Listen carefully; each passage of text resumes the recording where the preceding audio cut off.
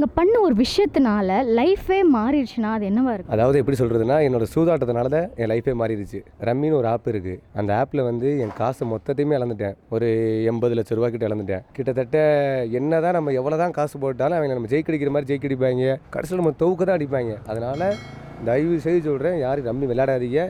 விளையாண்டு வாழ்க்கையை வீணாக்கிக்கிறாதீங்க. உங்கள் வாழ்க்கையே பேர் எல்லாரும் இதனால் சாகுறாங்க. பெற்றவங்க சாகுறாங்க, காசு கொடுத்தவங்க சாகுறாங்க, எல்லாருமே சாகுறாங்க. தயவுசெய்து ரம்மி விளையாடாதீங்க. அதான் லைஃப்லேயே நீங்கள் ஒரு விஷயம் பண்ணி அந்த இடத்துல உங்கள் வாழ்க்கையே மாறிடுச்சுன்னா அது என்னது? எல்லாத்துக்கும் நல்லது பண்ணேன், மாட்டிட்டேன். இந்த மாதிரி பண்ணேன்னா உதவி பண்ணேன், நல்லா நம்ப வச்சு ஏமாற்றிட்டு போயிட்டாங்க. அது வெளியே சொல்கிற கஷ்டமாக இருக்கு, வேண்டாங்க. பட்டி உங்கள் வாழ்க்கையில் ஒரு விஷயம் பண்ணி அங்கே உங்கள் வாழ்க்கையே மாறிடுச்சுன்னா அது என்னது? வாழ்க்கையே மாறலம்மா. எந்த நாள் பார்த்தாலும் கஷ்டம்தான்.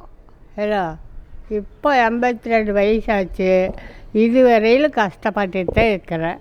வாழ்க்கையில் சந்தோஷமாகவே இல்லை. எனக்கு 2 பையன், ஒரு பிள்ளை. ஏன்னா எல்லாம் கல்யாணம் முடிச்சு நல்லா தான் இருக்கிறாங்க.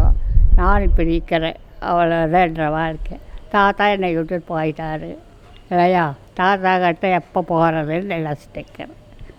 அக்கா, நீங்கள் பண்ண ஒரு விஷயத்தில் வாழ்க்கையே மாறிடுச்சுன்னா அது என்னது? வாழ்க்கையே மாறிடுச்சுன்னா இந்த கடை வச்சதுலேருந்து தான். இந்த கடை வச்சது வந்து எங்களுக்கு ஒருத்தர் வச்சு கொடுத்தாங்க.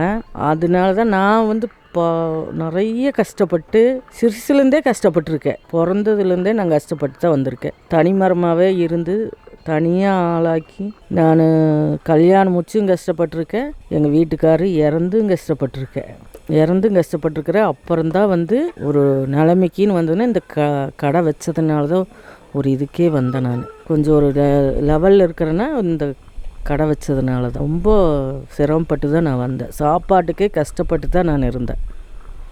2 பசங்களை கஷ்டப்பட்டு வளர்த்தி ஆள் பண்ணேன். ஆனால் அது இப்போ என்ன ஏதுன்னு கூட கண்டுக்கிறது இல்லை.